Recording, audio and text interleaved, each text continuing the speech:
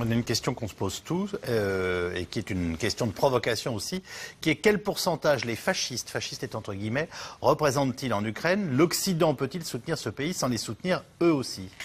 Alors. Moi, je voudrais répondre, s'il vous plaît, parce que je crois que c'est une question qui est absolument déterminante. Dans votre premier reportage, on a entendu à 4 reprises le terme de fasciste. Les gens disant, on leur demande en fait pourquoi ils votent, et ils disent pour être contre les fascistes. Alors, c'est là où je dis qu'avant d'avoir une guerre sur le terrain, avant d'avoir une guerre civile soutenue par l'étranger, encouragée par l'étranger, on a eu et on a actuellement une guerre de la propagande qui est ancienne et qui se déroule jusqu'en France. C'est-à-dire que c'est quoi ce terme fasciste? D'abord, c'est un terme soviétique. C'est un terme soviétique parce qu'en Union soviétique, on ne disait pas les nazis, parce que ça évoquait trop de choses, en fait, national-socialisme, ah oui, c'est à peu près proche de ce que voulait faire et de ce que faisait Staline. Donc on a dit les fascistes. Donc vous avez ce terme fasciste et vous avez toute une génération de Russes et de Soviétiques qui sont élevés dans la haine des fascistes. Or, quand on vous dit « est-ce que vous voulez être avec les fascistes ?» eh bien les gens vous disent non. Et quand vous regardez les télévisions russes, vous les regardez, vous êtes terrorisés. C'est-à-dire qu'on vous dit les fascistes, je veux dire c'est le mot, l'espèce de mot, sont à Kiev. Au minimum, donc, Vladimir Poutine a gagné la guerre de la propagande. Là-dessus, il n'y a aucun doute. C'est une propagande qui est complètement primaire, c'est-à-dire qui joue juste sur un fait et qui est absolument dans une logique soviétique. Celui qui n'est pas nous, l'autre, dans un face-à-face bipolaire, ce sont des fascistes. Donc les fascistes, il faut les fuir et il faut les détruire. Quand dans le reportage, quelqu'un dit « ce ne sont pas des êtres humains, donc il faut les détruire », c'est quand même d'une violence extrême. Je veux dire qu'on soit pour ou contre. Et donc les fascistes, alors ça ne veut, c'est pas pour autant, il y a des mouvements qui sont des mouvements extrêmes, comme Pravi Sektor, comme Svoboda, qui sont des mouvements, je dirais, extrême droite. Bon, Svoboda qui est assez proche du Front National français, hein, on va être clair. Donc, le Front National est devenu maintenant le grand parti poutinien le grand parti poutinien, de la France, on est bien d'accord. Mais ils ont eu, à l'époque du père surtout, à l'époque du père, ils avaient des très bonnes relations avec Svoboda. Juste pour dire que c'est pas non plus de l'extrémisme complet. Et que ces gens-là représentaient aux élections, dans les intentions de vote, ils représentaient 4%. Donc, si vous voulez, ce danger fasciste, il a été complètement grossi par la propagande, que ce soit en Russie, en Ukraine ou en France. Das faschistische Italien ist durch die geniale schöpferische Tätigkeit eines gestaltenden Mannes zu einem neuen Imperium geworden. Sie, Benito Mussolini, werden in diesen Tagen mit eigenen Augen aber die Tatsache am nationalsozialistischen Staat festgestellt haben. Auch Deutschland ist in seiner volklichen Haltung und seiner militärischen Stärke wieder eine Weltmacht. Mussolini erklärte hier, sein Schicksal auf Gedeih und Verderb an Hitler zu binden. Wichtig ist, dass unsere beiden großen Völker ihren Menschen die gewaltige und wachsende Masse von 115 Millionen betragen, zusammenstehen in einer einzigen unerschütterlichen Entschlossenheit. C'est le fait qu'il y ait des nationalistes dans ce gouvernement, des fascistes, c'est ce que disent les gens de l'Est. Qu'est-ce que vous répondez justement à ces arguments? Bon, je vais déjà répondre sur cette question des fascistes qui est un raccourci complètement ridicule. Parce que, d'une part, le discours du mouvement Svoboda est quand même très modéré. Très modéré, beaucoup plus modéré d'ailleurs que le discours de FN en France. Et c'est quand même très drôle de la part de Monsieur Poutine de se battre en quelque sorte contre les fascistes ukrainiens, les nationalistes ukrainiens, alors que lui, il reçoit FN à Moscou, alors que lui, il invite en Crimée en tant qu'observateurs internationaux pour les votes, les représentants des partis d'extrême droite européens. C'est les seules personnes qui étaient admises, qui étaient en Crimée pour surveiller les élections, le référendum, c'était les représentants des partis de toutes les extrêmes droites de l'Europe. Donc ce double discours est quand même très gênant. Que Yanukovych a été chassé par l'émeute et que donc c'est un gouvernement absolument provisoire avec une légitimité bancale, ce que les Russes disent tous les jours, ce n'est pas faux. En revanche, Un gouvernement de ce genre, d'habitude, quand il fait un putsch, il s'installe. Ce n'est pas le cas. Il va organiser des élections qui seront les plus libres possibles. Et il y a une liberté politique totale dans les zones qui ne sont pas soumises aujourd'hui à ces pressions. Donc, le 25, nous aurons un gouvernement ukrainien parfaitement légitime et en effet représentatif de la majorité de la population ukrainienne. Si, comme Naryshkin l'a dit, les Russes laissent faire, ça veut dire qu'effectivement nous allons vers ce compromis absolument nécessaire. Réaction de Pierre Laurin, et à qui je donne la question qui suivait, mais qui est une autre façon d'y répondre. Le gouvernement de Kiev n'est-il pas issu d'un coup d'État ? Le gouvernement de Kiev est issu d'un mouvement populaire et il n'a pas de légitimité autre que celle-là. C'est-à-dire, c'est un gouvernement provisoire qui effectue le travail d'un gouvernement provisoire, c'est-à-dire organiser les élections. En revanche, lorsqu'il prend des décisions qui concernent l'avenir de l'Ukraine, il dépasse ses prérogatives. Ce n'est pas un gouvernement provisoire de signer des accords internationaux ou de décider de lancer une offensive militaire dans une région ou plusieurs régions de son pays. Là, je pense qu'il y a un problème.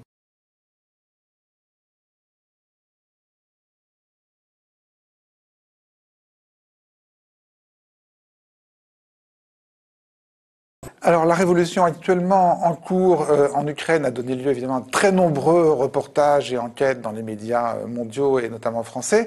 Reportages dans lesquels il n'est pas toujours évident de débrouiller le vrai du faux. C'est ce qu'on va essayer de faire sur ce plateau avec nos invités du jour et avec vous, Laure, peut-être en reprenant l'épisode actuel depuis son début. Oui, tout commence le 21 novembre. Le gouvernement de Yanukovych suspend la signature d'un accord d'association avec l'Union européenne au profit de la coopération avec Moscou. S'en suivent des manifestations de nombreux Ukrainiens qui critiquent aussi le gouvernement Yanukovych, qu'ils jugent autocratique. Le 1er décembre, plus de 200 000 manifestants occupent la place de l'indépendance à Kiev. La mairie de Kiev devient un QG de la révolution. Alors, au début du mouvement, les reportages des télés françaises sont au plus proche des manifestants. On regarde quelques extraits. Y a-t-il une révolution à 3 heures d'avion de Paris? On va en direct de Kiev. Salut Romain Harry. Salut Yann. Ça va? Pas trop froid? Non, ça va bien. Et tu as dormi cette nuit? On a un peu dormi, mais on a surtout passé la nuit avec des manifestants parce que depuis plusieurs jours, les manifestants occupent donc la place principale. Et il y a aussi des manifestants qui occupent la mairie 24 heures sur 24. Ils ont des profils très différents, ils viennent de plein d'endroits en Ukraine, mais surtout ils sont très très bien organisés. C'est vraiment ça qui nous a surpris. Pourquoi est-ce que vous voulez que l'Ukraine se rapproche de l'Europe plutôt que de la Russie? On est pour les valeurs et les normes européennes. On en a marre des conditions de vie soviétiques. Je suis là pour me battre pour mon avenir et celui de mes enfants. Qu'est-ce que tu lui reproches à Yanukovych? Il mène une politique qui ne sert que son propre intérêt. Il a utilisé l'argent du pays pour s'acheter un hélicoptère, alors que cet argent aurait dû servir au bien du peuple, pas à celui d'une personne et de son gouvernement. La mairie de Kiev occupée est rebaptisée le QG de la Révolution. L'escalier est transformé en chaudron politique et la salle des fêtes en dortoir pour révolutionnaires épuisés. Les équipes se relayent 24 heures sur 24. Ici, on gère les finances, la sécurité et la stratégie de la révolte. Voici notre nouveau conseil. Ce sont les membres élus qui vont décider de la suite du mouvement ici, à Kiev. À 22 ans, Catherine, jeune étudiante ukrainienne, vient d'être nommée porte-parole des insurgés. Et pour la cause, elle ne dort plus que 3 heures par nuit. Je me sens fière d'être ukrainienne et je suis fière que mon pays se réveille enfin. On est prêt à se battre pour un autre avenir, pour une vie meilleure. Mr. Klitschko, is it the hardest fight you ever took? It's the most difficult fight. It's this fight without rules, this fight without time, and but it's most important fight and most difficult fight against corruption for the better future for Ukraine, for my home country. Are you Ukraine's next president? Answer can give just Ukrainian citizen. Ils portent des casques, des cagoules, se tiennent alignés, armes à la main. Ces hommes ne sont ni des militaires, ni des policiers, mais une milice d'extrême droite, souvent en première ligne dans les manifestations. Et ils n'apprécient pas du tout les journalistes. Arrête de filmer, on t'a dit. Comme eux, Beaucoup de manifestants se sont militarisés au cours des dernières semaines, quel que soit leur bord politique. Hier, ce sont ces combattants qui ont mené l'attaque. Le gouvernement avait promis une négociation. Il ne l'a pas fait, il a franchi la ligne rouge. Hier, c'était un massacre à balles réelles. Alors nous, on a utilisé des mortiers et des cocktails Molotov. Au dernier étage de l'hôtel de ville, voici l'homme qui s'assoit dans le fauteuil du maire de Kiev. Un militant d'extrême droite cagoulé est recherché, dit-il, par la police. On ne vole rien, on ne dégrade rien, on se contente de protéger le bâtiment. N'ayez pas peur, on ne vous agressera pas. Et surtout, n'hésitez pas à poser des questions. Et il est visiblement très à l'aise dans ce nouvel environnement. Regarde, il y a une ligne directe avec la présidence. C'est marqué dessus. Allô, monsieur le président? Ah non, c'est vrai, il n'y a plus de président. Ces hommes appartiennent à Secteur Droit, mouvement d'extrême droite en première ligne de la contestation. Ils ne dirigent pas la ville, mais ont fait de la mairie leur nouveau quartier général. Un étage plus bas, l'entrée de leur bureau est très explicite avec ses nombreuses croix gammées. À l'intérieur, inscription nazie. Nous sommes priés d'aller voir ailleurs. Bon, je commence. Oui, vous, allez. Je pense que surtout, le début du mouvement était un mouvement tout à fait pacifique et qu'il est resté jusqu'à aujourd'hui pacifique. Et que ces manifestants ont été contraints de passer à un stade supérieur. Des explications très simples. Ces manifestants qui ont manifesté véritablement pacifiquement pendant plus de 2 mois, alors que, rappelons-le, le 30 novembre, les berkouts ont été envoyés sur les forces spéciales, ukrainiennes, ont été envoyés sur des manifestants étudiants, au centre même de cette colonne que l'on voit régulièrement sur les images. Ça a été hyper violent. Il y a même des journalistes étrangers qui ont été tabassés et on a vu les images tous. Donc ça, c'était le 30 novembre. Le 10 décembre, de nouveau, attaque contre les manifestants.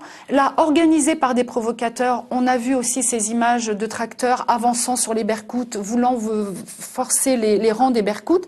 Et les manifestants ukrainiens, comprenant que c'était des provocateurs qui faisaient ces exactions et qui arrêtent et se mettent entre les berkouts et les tracteurs pour dire non, ce n'est pas notre mouvement, on ne rentre pas dans cela. Aujourd'hui, on voit des croix gammées, certes, dans la mairie de Kiev, mais c'est pas sur toute la place qu'on voit ces croix gammées. Elles y sont. Oui, mais je vois aussi qu'elles ont été... Non seulement elles y sont, mais personne ne les efface. Donc voilà. Non, mais... Oui. Mais est-ce que c'est l'ensemble? Est-ce que l'on peut qualifier cette manifestation de manifestation néo-nazie? Certainement pas, c'est pour ça que je vous pose la question. Mais voilà. je dis non. Ce n'est pas une manifestation néo-nazie, ni d'extrémistes, ça n'a pas été dirigé par ces mouvements d'extrémistes de droite et de néo-nazis. Mais enfin, apparemment, ce sont ces militants qui occupent le bureau du maire, qui occupaient le bureau du maire pendant le mouvement. Donc, vous voyez que c'est quand même assez bon enfant, la façon dont il appelle... L'impression qu'on a, c'est qu'ils ne sont pas marginaux dans le mouvement, c'est qu'ils occupent une place centrale. Mais heureusement qu'ils ont occupé cette place pendant tous les événements à Kiev. Le fait qu'ils soient cagoulés, rappelons-nous quand même que les lois liberticides les ont obligés à se cagouler, ont obligé les manifestants à se protéger également. Personne ne les a obligés à dessiner des croix gammées. Donc s'ils dessinent des croix gammées, c'est les croix gammées là maintenant. Oui. Là, il y a quelques jours seulement. Jamais avant vous n'avez vu ces croix gammées. D'accord. Donc je pense qu'il ne faut pas se focaliser.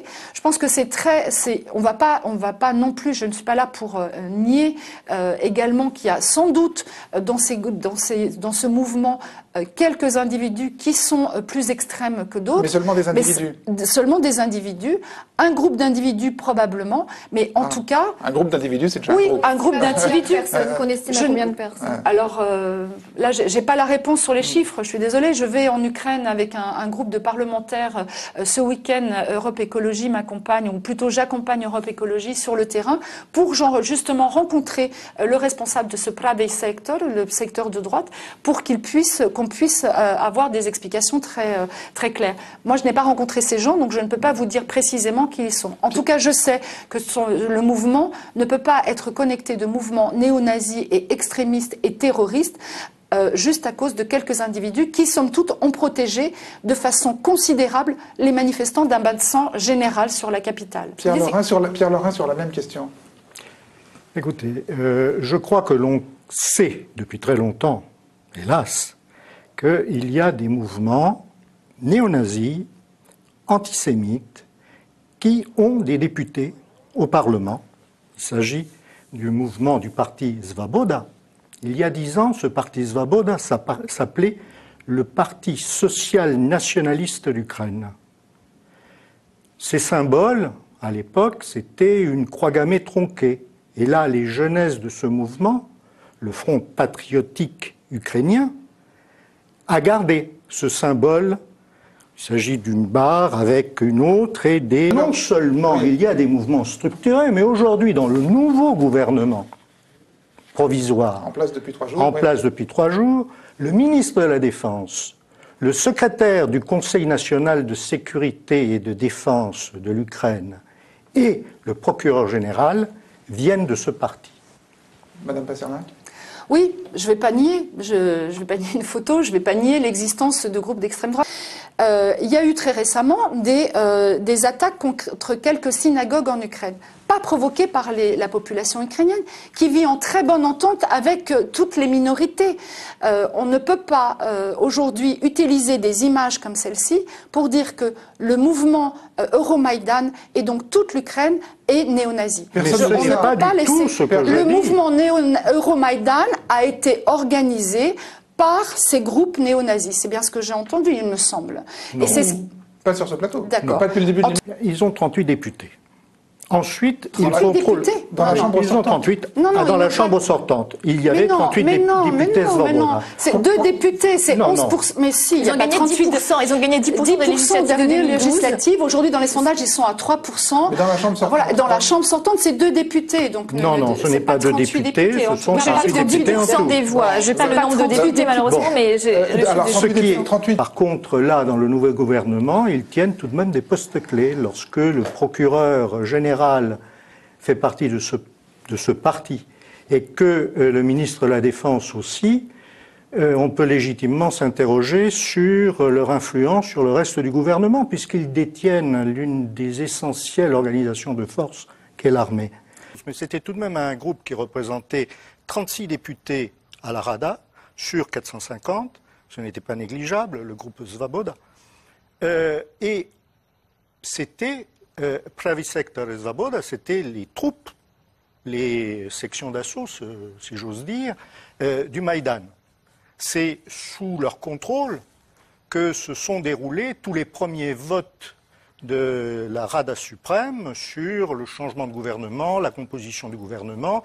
Les ministres pressentis allaient sur le Maïdan pour être adoubés par la foule, et également par Pravi Sektor et Svoboda qui tenaient les fusils. Actuellement, dans le gouvernement de Kiev, il y a, dans le gouvernement proprement dit, il y a 4 ministres, il y en avait 5, il n'y en a plus que 4, parce que là, le ministre de la Défense a été obligé de démissionner, mais tout de même, il y a un vice-premier ministre et il y a 3 autres ministres, peu importe. Mais ce qui est important, c'est que le procureur général est est un membre de Svoboda. C'est que le secrétaire général du Conseil de sécurité et de défense ukrainien, c'est le fondateur du parti social-nationaliste ukrainien. C'est tout de même pas rien. Et que son adjoint, c'est Yarosh, qui est le chef de Pravi Sektor. Il y a tout de même des éléments qui sont un peu, qui ne vont pas tout à fait dans le sens d'un gouvernement très ouvert et très démocratique.